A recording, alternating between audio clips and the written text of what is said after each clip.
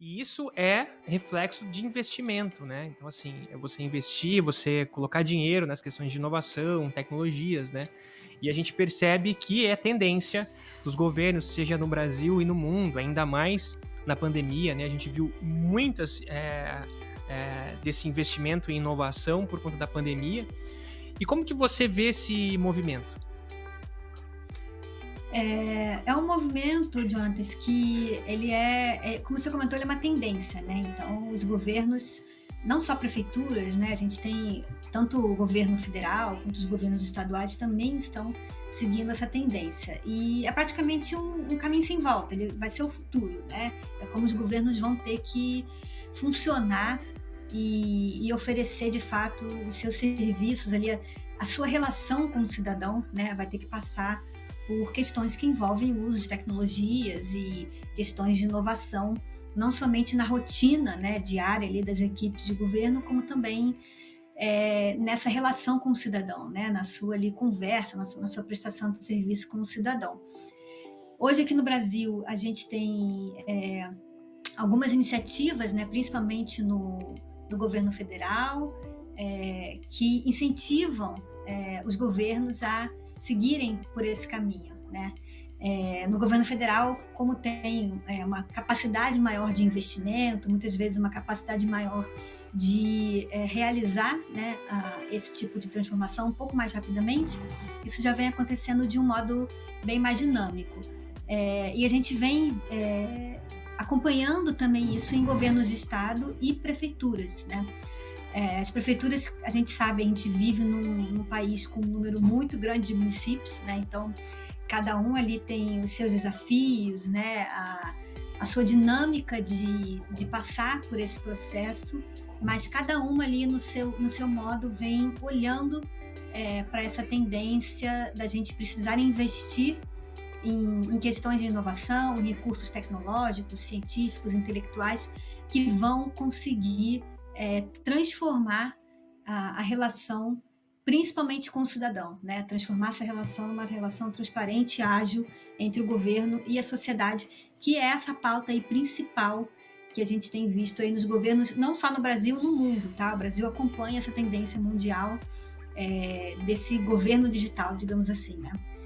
E você que trabalha, né, em contato com as gestões públicas, como que você vê essa localização inteligente, esse papel das Aham. geotecnologias para trazer uma gestão melhor para a cidade em si, né? Como que isso afeta o cidadão a nível municipal, a nível estadual e a nível federal? Você consegue dar uma palavrinha sobre isso? Sim, legal.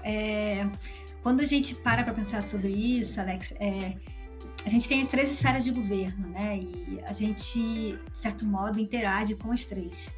Mas, de fato, é na escala local, né, no município, que a gente tem talvez o maior diálogo, né, a Uhum. maior interlocução ali. Então, querendo ou não, é a prefeitura que oferece a maior parte dos serviços, né, que a gente consome nas nossas rotinas, né, enquanto cidadão. E é a prefeitura que a gente recorre, que a gente reclama, que a gente questiona, né? Porque ela lida ali com os principais problemas, digamos assim, né? Transportes, saneamento, resíduos sólidos, enfim, questões de planejamento urbano. Tudo isso a prefeitura tem muita jurisdição, né? Tem ali a tomada de decisão. Então, isso é uma dinâmica assim que no termo, né, cidade inteligente, é uma coisa reconhecida. A gente fala muito de cidade inteligente porque é de fato na cidade que a dinâmica acontece. Então, a gente precisa que as cidades sejam inteligentes para que a gente consiga ter essa otimização, né, que a gente tanto pede. E o termo cidade inteligente, ele é um termo que tem muitos significados, né? A gente escuta aí, a gente tem vários significados na bibliografia, exterior, aqui no Brasil também, e a gente precisa refletir um pouco, né, o que é, de fato, uma cidade inteligente ou um governo inteligente, enfim. O termo cidade inteligente a gente fala muito, de fato, quando a gente fala em cidade, né, que o governo digital a gente usa muito para federal, para estadual, que são aquelas tecnologias que vão vir ali na prestação de um serviço, né, na otimização de um acesso à informação, que é de fato muito o que o governo federal consegue fazer e os governos estaduais também. Mas como a cidade ela tem esse poder a mais, né, de ter ali essa interface bem mais próxima com a população, ela ganha esse espectro um pouco maior de cidade inteligente, né, esse termo que a gente escuta muito falar. E o termo inteligente, né, que vai ali junto da cidade, ele muitas vezes hoje está atrelado. As pessoas, né, pensam em cidades que usam sensores, tecnologias, robôs, muita internet, né? Internet, enfim. E ele passa por isso também, né? Mas esse não é o fim de uma cidade inteligente. Uma cidade inteligente não é uma cidade que tem vários sensores espalhados, né? Enfim, isso tudo que a gente escuta falar por aí. Mas é uma cidade que tem isso, né? Tem essas tecnologias, esses recursos, as ferramentas, e consegue utilizá-las para reduzir, por exemplo, as desigualdades, para trazer benefícios ao cidadão, para gerar oportunidades, melhorar a qualidade de vida, economizar o orçamento dela. Então, a cidade inteligente é de fato a cidade que usa as tecnologias para que essas tecnologias reúnam dados, reúnam informações, e aí de fato a prefeitura tome uma decisão que vai transformar a vida da população e a vida da cidade, tornando ela melhor, né? Então a gente pode dizer que o principal benefício, né, de uma cidade aí a nível de município mesmo, né, que usa esse termo e que busca isso, né, para entregar isso à população, é de fato utilizar essa tecnologia como meio para determinados fins, assim, né? Sim, exatamente. E aí o fim principal de uma prefeitura é você prestar um melhor serviço público, né, e garantir ali a qualidade de vida. E isso aí a gente fala de praticamente todos os temas que uma prefeitura tem a esfera de atuação, né? A gente fala desde o planejamento urbano, meio ambiente, segurança pública, saúde, educação.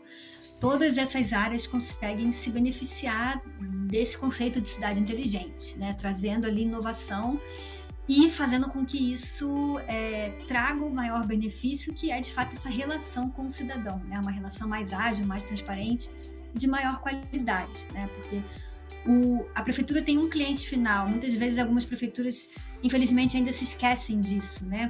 As prefeituras têm um cliente final que é o cidadão. Então, elas têm que garantir em tudo que elas fazem que o seu serviço seja prestado de melhor forma para o seu cliente final, que é o cidadão, né? Então, você falou da agilidade, né? Isso de fato é algo que me pega muito, assim. Você ter um governo ágil, e no sentido de que você precisa de um alvará, ou você precisa de uma resposta, você precisa saber o que está acontecendo, você tem isso, assim, né, de maneira rápida, pô, isso assim, é muito legal. E de fato a gente até consegue entender, consegue imaginar isso.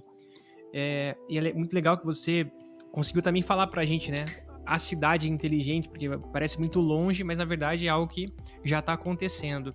E pensando em termos evolutivos, a gente sabe o que é uma cidade inteligente, a gente consegue imaginar, mas existe um primeiro passo, né? Assim, o que você acredita como o primeiro passo de uma evolução? Pô, a prefeitura tem que fazer isso, um governo estadual tem que seguir para esse caminho, e o governo federal tem que ir para outro caminho. Você consegue pintar esse quadro para a gente? Sim, um primeiro passo a gente já comentou aqui, né? Que é a prefeitura realizar como se fosse uma autorreflexão, né? Olhar para si e daí ver quais são talvez ali os primeiros gargalos que ela consegue, que ela precisa enfrentar, na verdade, né? E isso, um prefeito, por exemplo, ele precisa conhecer, né, a sua máquina pública, né, a máquina que ele está ali na mão, né, para fazer a gestão. E aí a gente vai começar a encontrar diversos gargalos internos que, na verdade, eles depois resultam nesse serviço que não é prestado com uma maior qualidade, né? E muitas vezes isso passa por falta de informação, ausência de dado, informações que não se conversam, equipes que não se relacionam, né? E isso tudo é um efeito cascata, né, Jonathan? Isso vai resultando ali cada vez mais em outros pontos que vão, no final das contas, afetar ali a qualidade daquele serviço. Então, Um primeiro passo é a prefeitura fazer, né, essa autorreflexão e dali identificar os pontos que ela precisa começar a atacar de melhoria, né? Até Onde ela porque vai investir. pode, por exemplo, você atacar, igual você falou, né? Esse gargalo pode ser, das diferentes prefeituras, pode ser diferentes temas, como saúde, como Sim, educação, coleta seletiva, né? Essas coisas. Então, acho que exato, talvez esse primeiro passo é entender mesmo, opa, eu acho que eu tô sofrendo nessa área aqui. nessa Então eu área. preciso evoluir nisso, eu preciso de mais agilidade nessa área, né? Uhum, exatamente. E assim, os gestores públicos, eles conhecem, né, os seus municípios, eles sabem quais são ali os principais desafios e eles têm que começar a se perguntar a origem, né, desses desafios. Por que eles estão sendo oferecidos, né, sendo prestados, acontecendo desse jeito? Com certeza, alguma ineficiência dentro da prefeitura, né? Alguma questão que a gente consegue ali otimizar, melhorar e daí sim investir em tecnologia que vá suportar esse processo de evolução, né?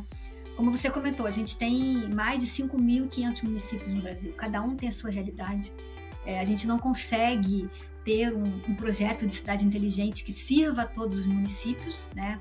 Cada um vai construir o seu conceito, a sua ideia, o seu projeto de cidade inteligente para si, né? Conhecendo os seus gargalos, identificando os seus desafios e principalmente num processo posterior, né, esse primeiro passo, ouvindo a sua população, né, o seu cidadão participando desse processo construtivo, né, desse processo de cidade inteligente que todo município aí deseja ser.